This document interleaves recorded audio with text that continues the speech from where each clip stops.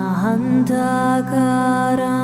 भुजगशयनां पद्मनाभं सुरेशाम् शान्ताकारां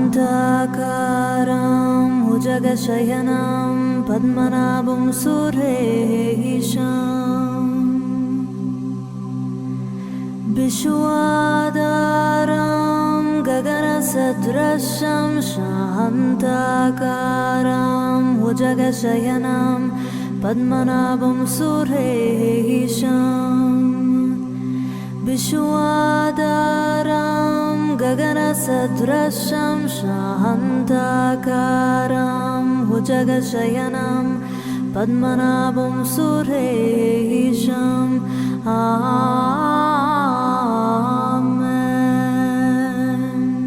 Amen. There she is.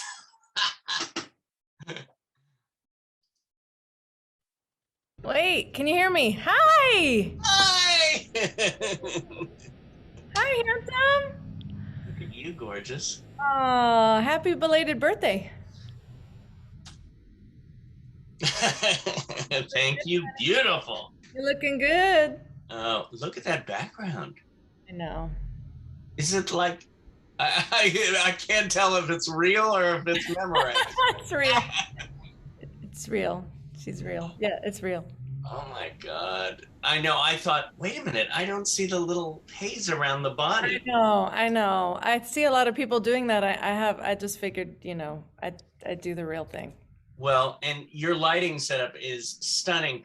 I had a brand new, what is it, camera here, Oh, yeah. and it stopped working. Oh, no. And it actually was very nice. I mean, it worked for like 2 weeks. So I luckily have these little lights and Oh, that's good. Yeah, I'm actually I'm living in Las Vegas, and we have a center here. It's called a Place for the Stars, and so we do different events here. And so I record a lot of things here. So we have lighting, and I didn't set up. We have a pod mic and all that stuff, and so hopefully you can hear me okay, right? oh my God. Very good. Your voice, I was like writing notes and everything down and just thinking about knowing you all these years, and you just come. Where did you get this place of healing? You just can just sit there and smile, and everybody around you goes, You're so sweet. where does that come from? It's taken a lot of work, baby. Oh. Internal work. No, we all have that. We all have that, really. It's just, the process of uncovering what isn't that, removing the blocks to love's presence. Mhm. That's the journey of life, is to removing all the blocks Right. that love can really be. And so, yeah, I mean, I was always, woo-woo since I was young. Really? Did you come out of the The womb all woo-woo. I don't know. We'd have to ask my mom about that. But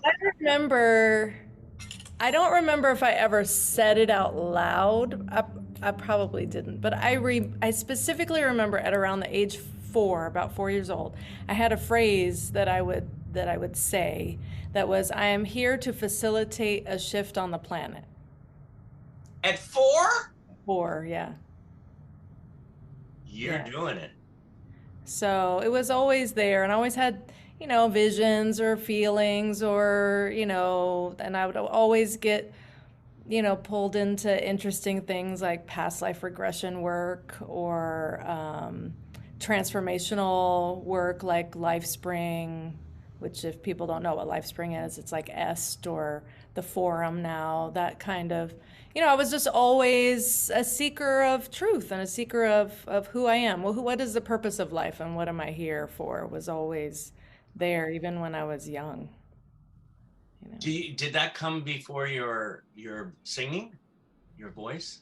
Probably at the same time. I mean, I remember, it's funny, I have a memory I don't know how old I was. It was younger than 4. It could have been like 2 or 3 or something. And I have this memory of being in the living room and my mom was doing something behind, like somewhere, like laundry or dishes, or she was doing something. And she had like probably PBS. And I remember there was an opera singer singing, and she was a brunette. I don't know who it was, but I just have this memory of this singer singing. And I remember pointing and thinking or saying in my head, like, yeah, that, that, I want to do that.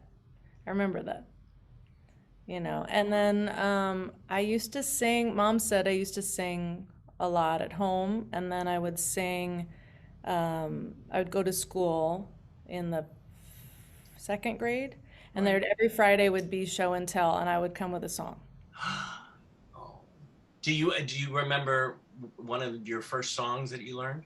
I do. Well, actually, not my first. I remember the first time I performed in front of people because out of that, the teacher said, "Oh, there's a talent show at school, and you should go in it." And then, you know, that was an elementary school, so 2nd grade was one of the youngest to 6th grade kind of thing. And I remember I went out and I sang my favorite things from Sound of Music with no music, raindrops on roses and whiskers on kittens, you know, just like this little 7-year-old singing. And mom always tells us, I remember the feeling of being backstage. It's, you know, it's the cafeteria auditorium at a school. I love it. Yeah. Backstage. I remember that feeling, and I remember going out, and I remember what it looked like, and I remember it being really quiet. And my mom's experience is like you could hear a pin drop, you know, and then I won the talent show, and then I got singing lessons, and then it just went from there. It was like different singing groups. I remember when I was in third grade, something like that. I melted on stage. I was Frosty the Oh, Snowman that's so cool. in the cafeteria. You know, the stage there. Cool. But and so you went on to keep singing. Yeah, I went on to keep singing and I did every kind of style. I feel very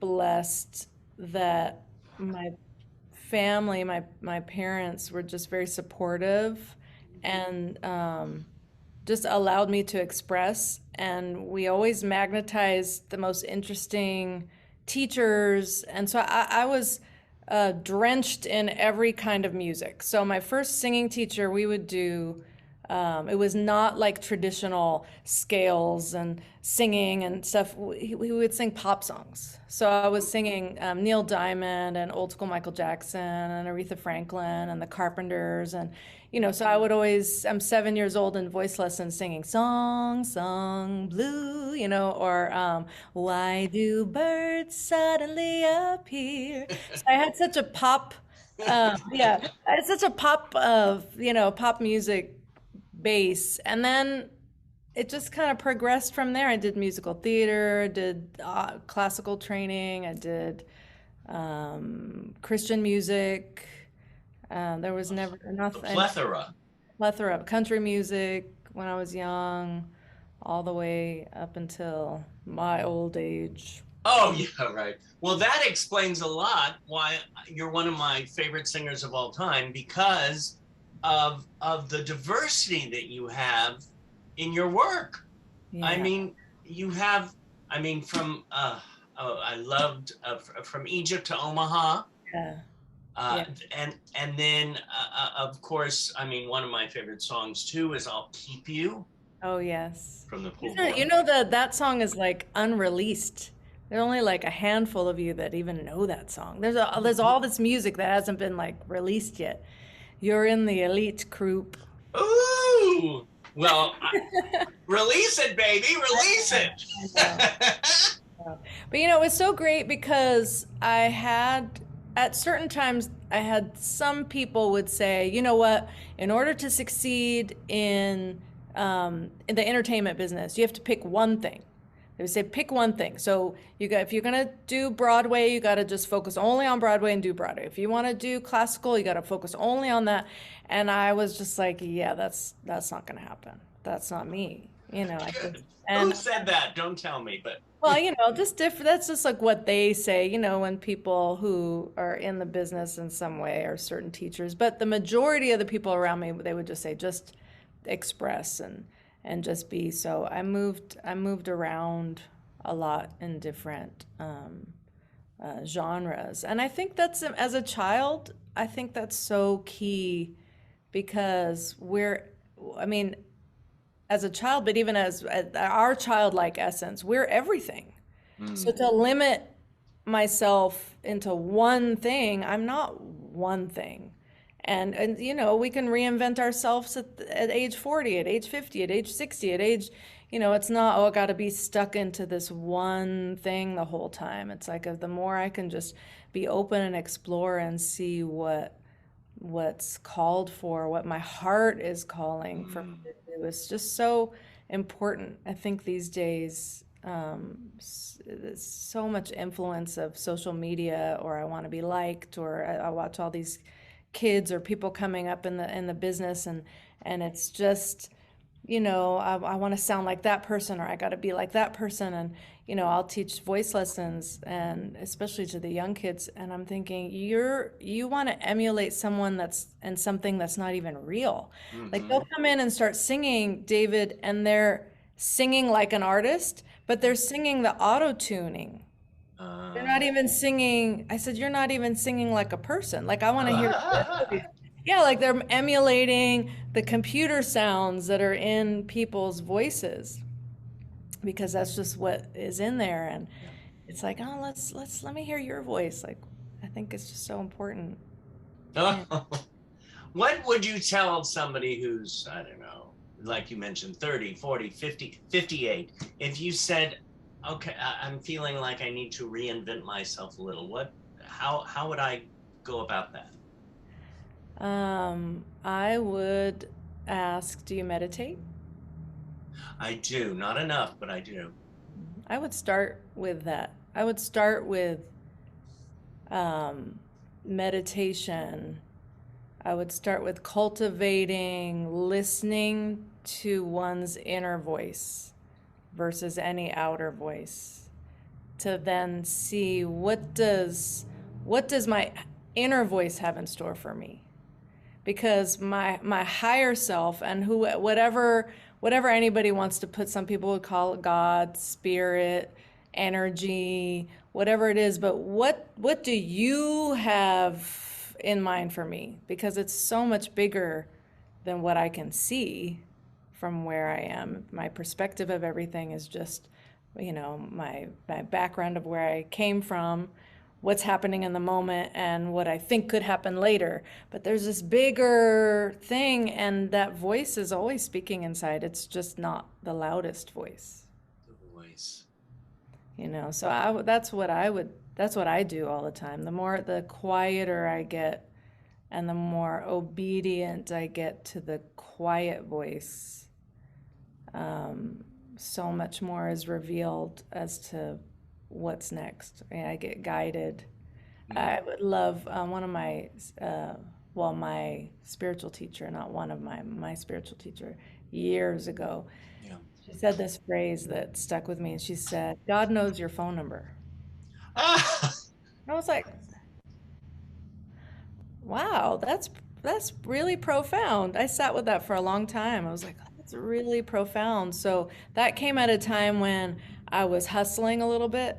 yeah. Like I had a lot of, I was working on some music, and, I've got all the creative stuff going. I got the music, but then here's the next part, right? How do you translate the creativity into the business? Mm. Right? Like I have this amazing songs that I wrote, or I have this amazing talent, but how do I get hired for the job? Or how does the album get released? Or how does that kind of thing. And at that point I was, you know, getting it together and there was a little stress around it. Like, well, okay, I was guided Yeah. on what I was writing, and I was inspired and everything. And then it's like, I kind of felt stuck. Like, what do I do with this next part? It wasn't coming as quickly as the writing part. And Right. then that was the time when she says, God knows your phone number. And I thought, oh, yeah, like the phone will ring, like someone will walk in the door, like trust the magic and the of life, instead of thinking I have to do something out of safety, like I'm not okay, or my gift isn't enough, or I have to do it myself. And I really surrendered to that in the moment, and the phone started ringing and things started happening because of that. Yeah. Yeah. Yeah. I'm sure you have experiences like that. I have, and but the way you describe them, and feeling your presence even through the screen, it makes me realize that I have to even open up more. My windows are like this rather than this, or the doors. You got to listen to Barbara's Piece of Sky. Is that one of your favorite songs? Yeah, it's one of my favorite songs. It's one of my favorite Barbara songs to sing, for sure. And you do it so stunningly. It's one of but the lyrics are so profound, because it's basically saying, why settle for a piece of sky that I can only see out of this window? Right. To what you're saying, it's like, let me open up all the windows. Let me get out of the house. Let me see the vastness of unlimited possibilities that I am, you know. The song, Alan and Marilyn Bergman. I know. Marilyn. I know. What is your definition of soul? My definition of soul is very immersed in Egyptian mysticism, which is something that I study. And the soul is the chooser, the one who chooses which voice to listen to. Am I going to listen to my ego, or am I going to listen to the higher power, to spirit? So that's the soul. So whatever's on my heart, it's like there's always going to be two voices. The ego's voice is always going to be the loudest. Is it difficult for you? Do you feel the struggle a lot, or? I used to in my 20s. Wait, you mean I'm not 20 anymore? Did I reveal? I thought you were 28. Great. So only 8 years ago. It's only been 8 years of complete transformation in 8 years. It used to be, absolutely, because there was so much pressure that I had on myself. I mean,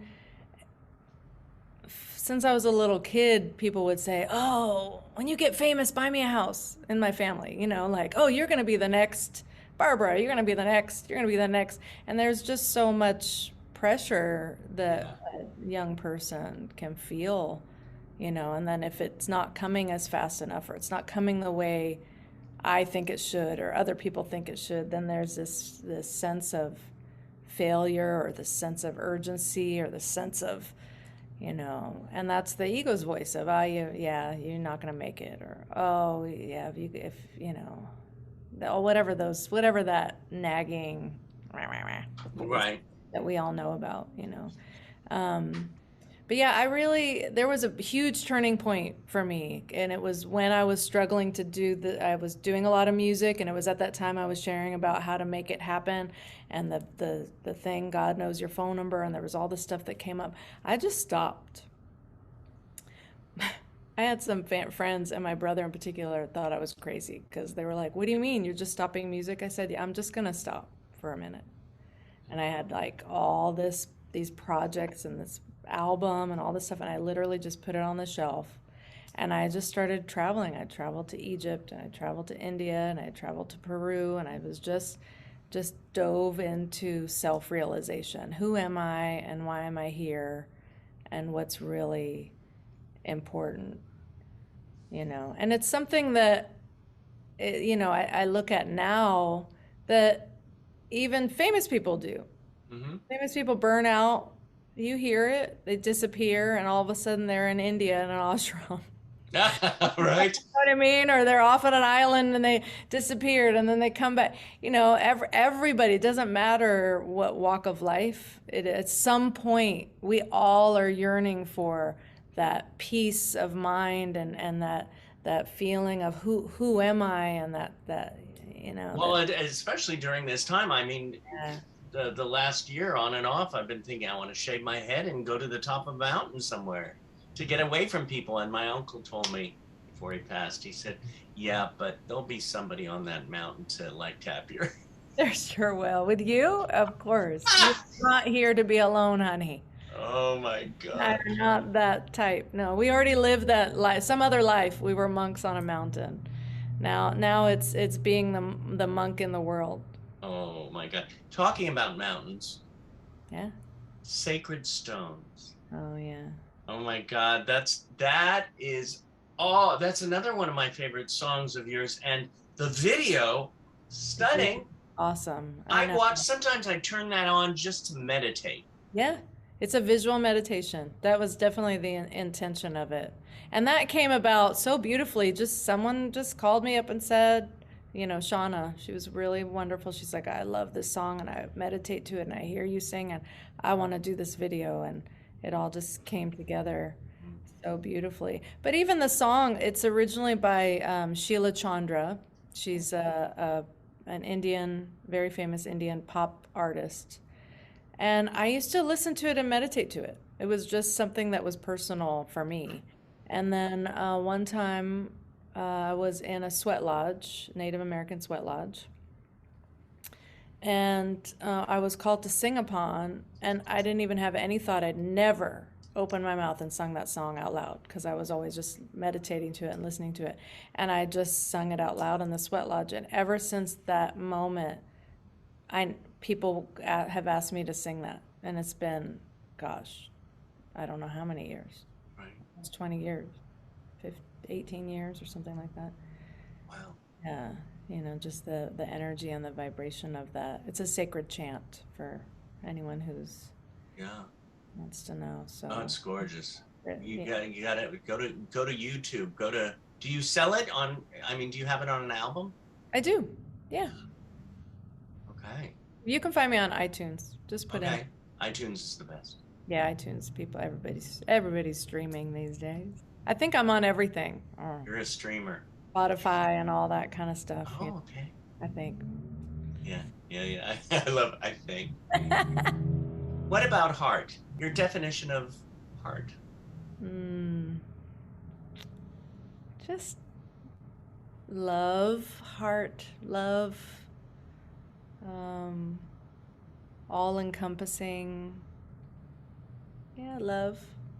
I tell you, I want to thank you again, and now I'm thanking you here again for the heart and the love that you after my heart healing, as I call it, you got up on that stage and sang with so much love at the Catalina Jazz Club. You're just so amazing. It was such a highlight to be there to celebrate you and to honor you, and I love that place, and you just had such a fabulous lineup, and it was just so fun to celebrate that way, to celebrate your life that way. Interesting, that I still don't really, you don't, sometimes you go past stuff and you go, did that happen to me? Am I still here, or is this real? So, do you ever feel that way sometimes, that you just all of a sudden go, my life is so different. Is this a dream? Is this, you do? A lot. Yeah, definitely. Yeah. Well, you have a dream life, right? I mean, you've always had a dream life. But... Yeah, it's amazing. I feel like if I could never have told you what all this ahead of time. I couldn't have written this. You know what I mean? Like it's always like looking back, like how did that happen, and then how did that happen? I know moments of when I had made decisions, but it wasn't like a decision like this is going to happen. You know how people go, oh, you got to do your 5-year plan and plan where you are every year, and I'm like, yeah, I don't plan. I'm not a planner. I think planning is actually a defense against the truth. So planning is actually like I'm blocking myself from the actual flow of what could really happen, because it's like my word is powerful. Like I believe the mind is the most powerful thing. So what I'm thinking, what I'm saying, I'm creating. And so if I say this is going to happen to me, it's like, wow, well, I don't know. Let me be surprised. Maybe it'll be better. Right. Maybe even, but I do remember moments like I did ask myself at one point, you know, do I want to be famous? Because that was kind of what I heard growing up, like, oh, you're going to be famous or be famous. And I had to sit with myself and I thought, what does that even mean? Mm. And I thought, okay, well, I want to be successful. Well, what does that even mean? Like, successful in what terms? Like a lot of successful people killed themselves, jumped out of windows, or drank too much, or were miserable, or, is that the kind of success? I mean, I loved Whitney Houston. It's like, is that the route that I would go if I went that path? So it was like I really sat with it and I thought, okay, let me take all that away. Take all the pressure of whatever success, whatever the world would say fame or success or any of that would be. It's like, what, to your question about the heart, what's on my heart?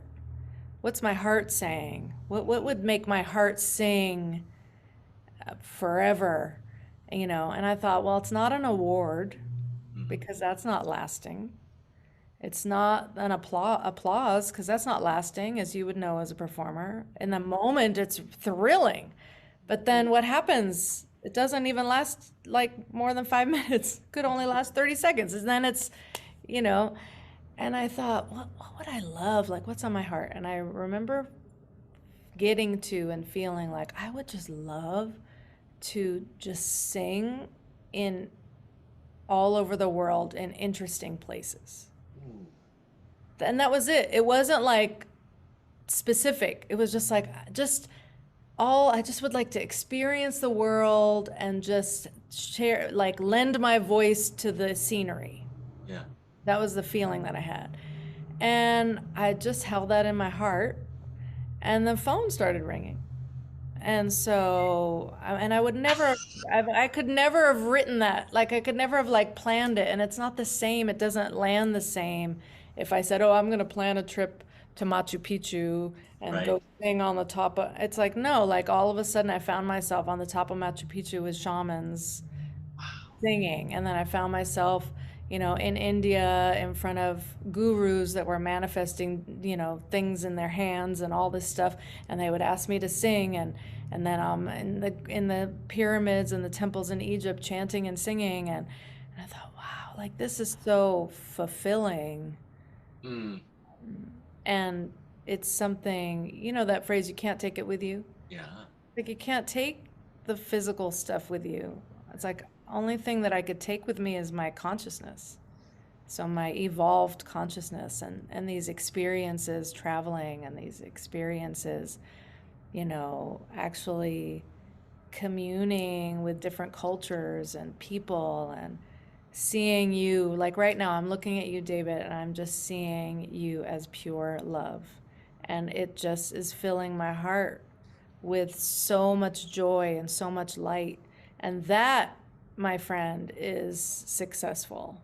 And that is famous, And so one of the things I've been doing for a while now, as you know, is I'm singing with, it's a nonprofit group called The Stars. Yes. Which stands for Singers Taking Action, Reaching Souls. And we're all in this conversation together, all of us. So when we go and sing and perform, our intention and our vibration is we're not singers. We say we're heart surgeons. We like to get up on the stage and just sing the vibration of love and crack open everybody's hearts so that they could feel joy and peace and love and be seen. Yeah. I think everybody just wants to be seen. Yeah. And so that's what my work has evolved into. And I know just based on experience, because sometimes people will come to me, I'm performing somewhere and they're like, oh, do you teach voice lessons? Or more so they'll say, oh, I'm a performer, and can you tell me how you got to where you are? Can you tell me, and a lot of people, they genuinely are asking, like, and they think like, give me the steps, like what class do I take, or what lessons, what kind of vocal things? And it's kind of like, wow, it's a bigger, you're asking a big question. It's like, I start with, do you meditate? Mm. Yeah. Do you explore who you are and why you're here? Do you know the purpose of life and your life? And sometimes they'll re-rivet it, and sometimes they just are like a little freaked out. They just want to get an answer. Well, it's so interesting too what you're saying about that. I so saw a visual, what is path that some people take, like the Whitney Houston's, or who knows what her path was exactly, Sure. but if you start with, do you meditate, and you see the path just grow, and it comes from a loving, healing place. Absolutely. You mentioned a couple different places, India, Egypt, and some people, and you're so exotic. It feels, exotic, but sometimes I feel like I'm from not Mars, but some planet out there we haven't figured out. Where are you from? Like, really? Like, which planet? I know, it's like the same I'm not planet. supposed to reveal that on Oh, okay, never mind. know exactly where I'm from. I mean, my physical being was born in Los Angeles. Oh, okay, Born in Los Angeles, yeah. nice. I like that. See, I was born in the Bay Area. Yeah. See, California, honey. But yeah, you're so right at that. I love that, because we all take, and whether it's that kind of question, where are you from? Because the physical being, the spiritual being, and we're so talking about this now. It was another spiritual moment for me from you was when you sang for the Eric Newton Circus. Oh, yeah. I love that. What song was that again from the movie Bjork? Oh, gosh, Uh, so long ago. and I they know have- exactly what you're saying. I'll have to look it up. I have to look it up too. It was from the movie, and okay, I love that song. But I mean, that's a song if you ever record it. I think you should record that song. I'm gonna look it up. I forgot what it was too. I'll record it just for you, even if it's just me in my living room, and I'll sing Movie song. Okay, I'm looking it up. I'll do the whole thing. I'll make sure there's lighting and like a fan, so it looks like, I'll do a whole, show for you. Okay. Well, I know it was from Dancer in the Dark, so. Shoot, you're better than I am. Woo, that's nice. Well, I'm just looking close. It'll come to me. Oh my God. That was God knows my phone number. I was doing other things, and then you were the one that called. You were the one that called and said, I want you to meet Eric Newton. Well, I think your music is perfect. And we didn't know each other. And we got into the room, and it was just like literally like fireworks. Like, what? And then all of a sudden I'm in the midst of Cirque du Soleil performers, and everyone's performing to my music that I'm writing. And I mean, they did the video to it. A video too. yeah, we did a video to that, and that was such an amazing experience, And I just have to share one story about that I love. This is an example of just saying yes and being open. So, which was always my experience with these particular, and probably all Cirque performers, because I think you've got to have some sort of like, yes, I'll do anything if you're gonna fly and jump around and do the things that they do. We got hired to open. We were at Santa Monica Airport in a big hangar, and it was opening for Sheryl Crow and Dwight Yoakam and a bunch of different people, and they wanted us to open with a few songs and Cirque stuff. So we got there and we did the sound check, and I'm singing my original stuff, and they're doing all their Cirque stuff. And then we finished, and then we had this long break where they asked us not to leave. We were supposed to stay there. And so we're sitting there, and they're getting creative and antsy, just sitting there, the Cirque performers. And then they said, have you ever sung on stilts? And I said, no. They're like, you want to try? I said, sure, why not? So they put me on stilts, and I was walking around, and they're like, wow, you have really great balance. I said, yeah, I feel really strong. Well, could you sing? And I was like, yeah, I can sing. Did you think you could sing tonight? Like opening for all these people on stilts with no rehearsal, with no anything. And I said, yeah, I can do it. And then we just got into this big flurry of having to find a costume, and they're like sewing a new costume for me with the stilts and the whole thing. And it wasn't, from that experience, I did a lot of stilt singing with them. But that particular time, there were the pogo stick stilts. Yeah. So I'll never forget because, of course, I just said yes. Like singing, and I'm drenched in sweat, and I'm like, this is a lot harder than I thought because you have to keep moving. Right. On the stilts. So I'm like moving like this with a microphone in my hand, 5 feet taller than I am on stilts, breath support, singing. And I was just like, okay, well, let's do it. I said, yes, let's do it. And it was awesome. It was just awesome. So many experiences like that, just opportunities to say yes and expand. But I would never have written down in my 5-year plan, I'd like to sing on stilts, opening for Sheryl Crow. It's like, you don't know. You can't say what you're going to do. One can just listen to her heart and then follow that. It's like, so if I love to sing, let me sing because I love to sing, not I want to make money from it, or I got to pay my rent from it, or I got to, it's like, let me just stay in the exploration and the enjoyment of it. And if it's relevant, then the phone will ring, for different opportunities. Do you teach healing classes or meditation, or had you written a book or want to write a book? I have not. I teach voice, which yesterday was interesting because I was with a group of people and I was leading a voice rehearsal actually. And it turned into a spiritual healing conversation, tears, and so I always say I'm an unconventional voice teacher because it turns into whatever really needs to come up, and it ends up being more about one's voice that's blocked by the physical stuff, but it's more. Let me rephrase that. It's not the physical that's blocking it. It's the emotional, mental, spiritual that may be hindering one's singing voice. And so I find that most of the time, people that come to me for voice lessons, it ends up not being about singing. So. What's the biggest blessing in your life? You just, when you said that, I saw my twin boys when you said that. I didn't even have to think. You just said that and they'd like, boop, it just like popped up. These little twin. Gorgeous too. How did I get twins? What the hell? Well, there's a path you didn't expect, huh?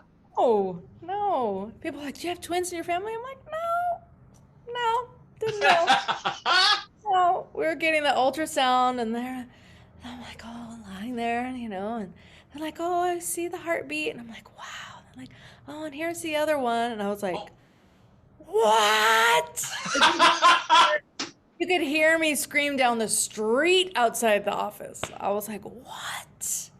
And I was literally, I was just like this. And then the lady gave me a tissue. She was very sweet. She gave me a tissue and she said, this is for when the tears come. Oh. And then maybe 5 minutes later, I was like,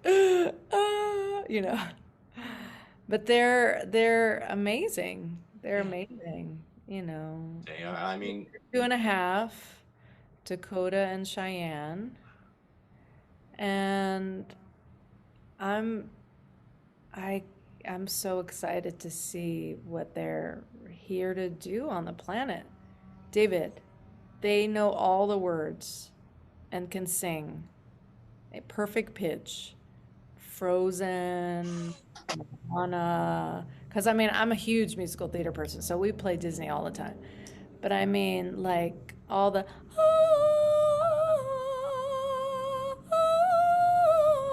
like, what? So it's just really exciting to. I can imagine them 2 years old, right? Yeah. I can imagine rapping to Hamilton. Oh yeah, they do raps, and I'll have to send you some stuff. Oh, I can't wait. They're just such a joy, and it's so I feel so excited because I know who I am, that I could just be a space for them to create and explore. And like I just want I'm just I feel like I'm just this space of yes for them. Whatever you want to try, whatever you want to see, like you show me who you are. Mm, Like I don't have anything to teach you, you know, like like that, it's like I'm here to support you and to maybe help guide you, but you just come on. I'm mm. really surprised. So yeah, that's just the biggest blessing right now is to see that.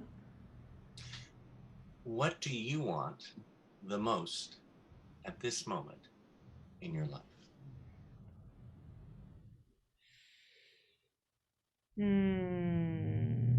Chocolate shake? No, I'm kidding. I just had a lemon fudge, so You did? Oh, I don't know. I don't really want that. I don't do sugar. you don't do milk I just products. wanted to like, that was when you said that, that's what I saw. The Oreo cookie shake. I saw that. So interesting. Maybe because I'm cleansing right now, the shake. But I think that represents fun. I think and the twins are really bringing more of that out in me. I'm really transforming to be kid-like even more with them. You know, I think there are times where I could be a little too serious. Um, and so fun, like more fun, joy, laughter, but fun, like a 2-year-old fun, like running through the house and wow, that's Crawling under the table and putting. yeah, and jumping on things. And I think that's probably what the Oreo cookie shake represents, like, Right. you know, yeah. Thank you so much. Oh my gosh, thank you. You're such a joy, and I can't wait to see you sing again. Are you? No. When's your next performance? Um, We know. I have some private things kind of starting up. It's been so quiet with COVID, With right. all that. It's been so quiet. I have to say that it was a blessing for me. Sorry, everyone else, but it was because it came at the perfect time. Because it was right, the kids were just a few months old, 6 months Right. old. And so I never had to turn down any jobs. There just weren't any jobs. Yeah.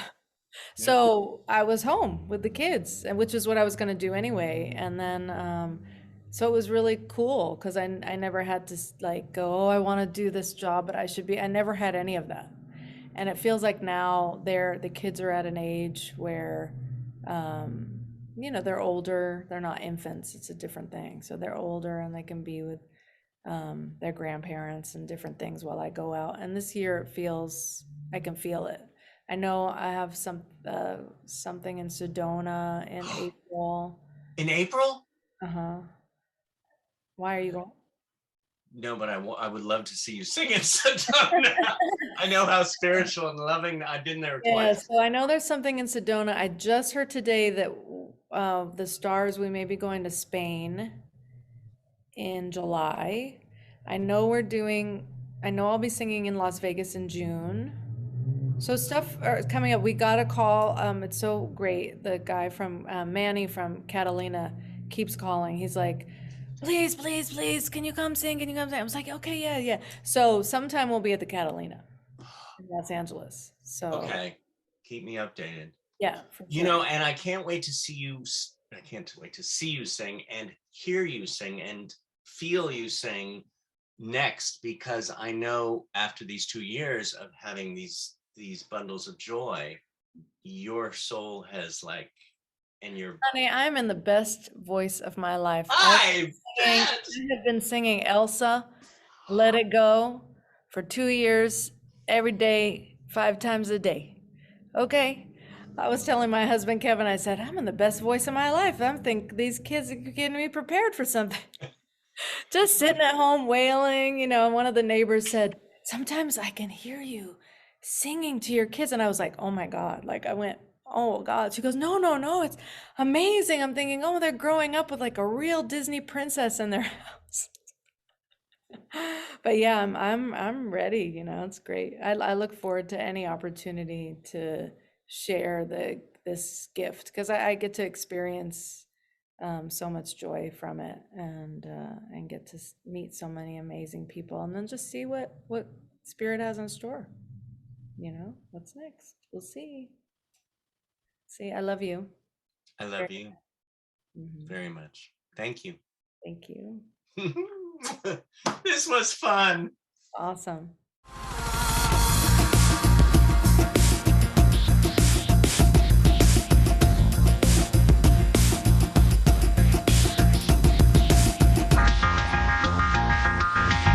It's like God throwing pebbles at your window.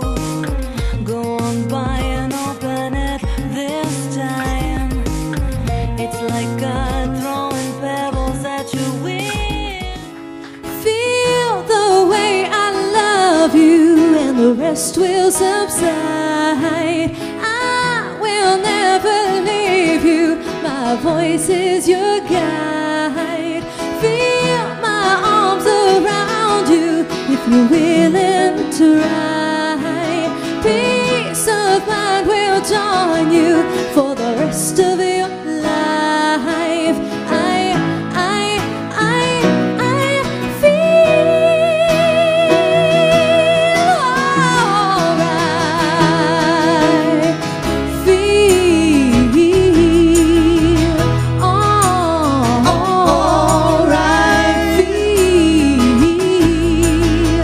alright. Feel alright. Feel alright. Feel alright.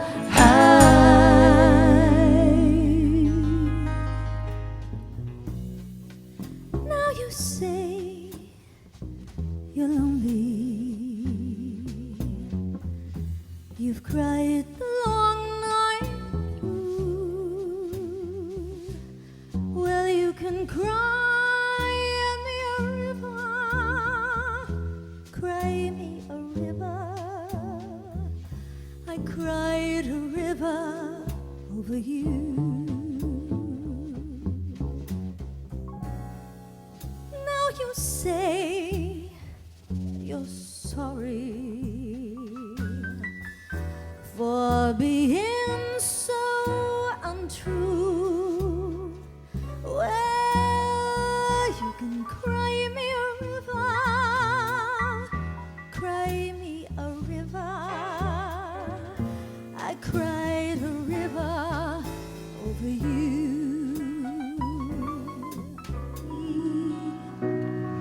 I believe that we will be loved eternally.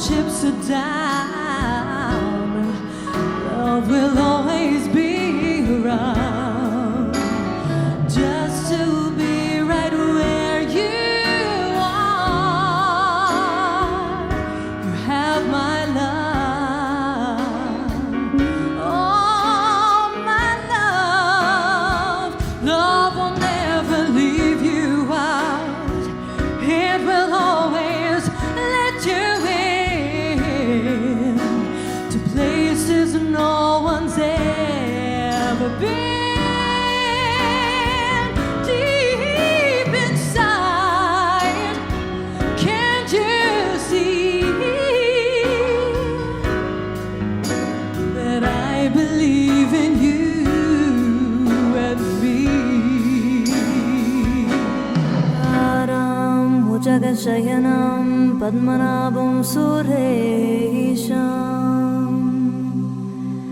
Shandagaram Bhujagasayanam Padmanabham Suresham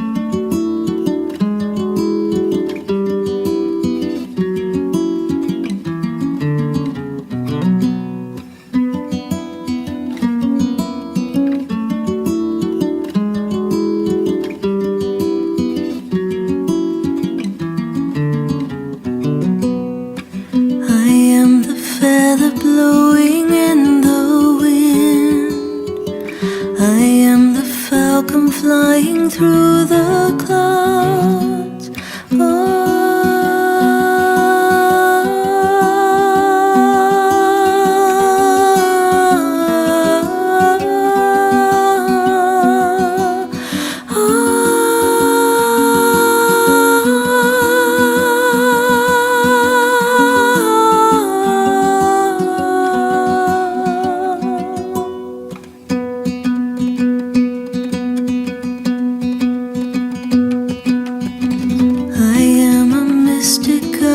Flying free, I am the one who overcomes the dream. I roll like the thunder of God's epic scheme. I move like a river flowing out to sea.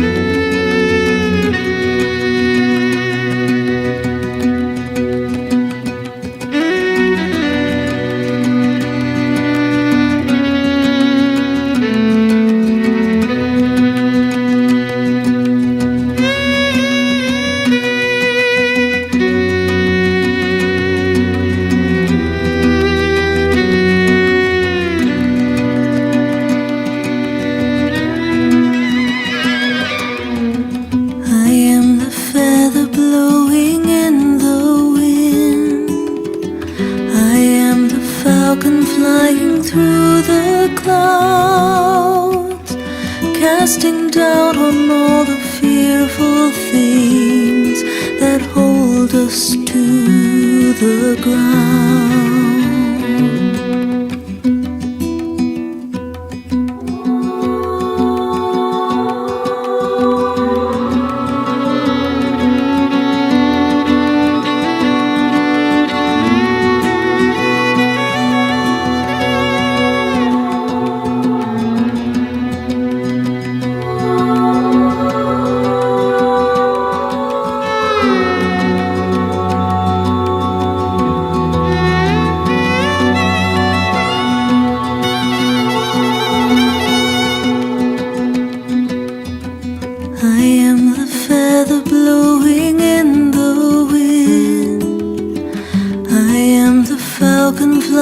Flying through the clouds, soaring high into the rising sun, where peace and love abound.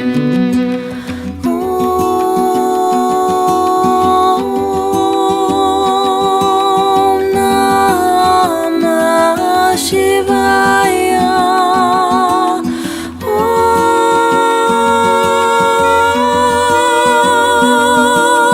Namah Shivaya.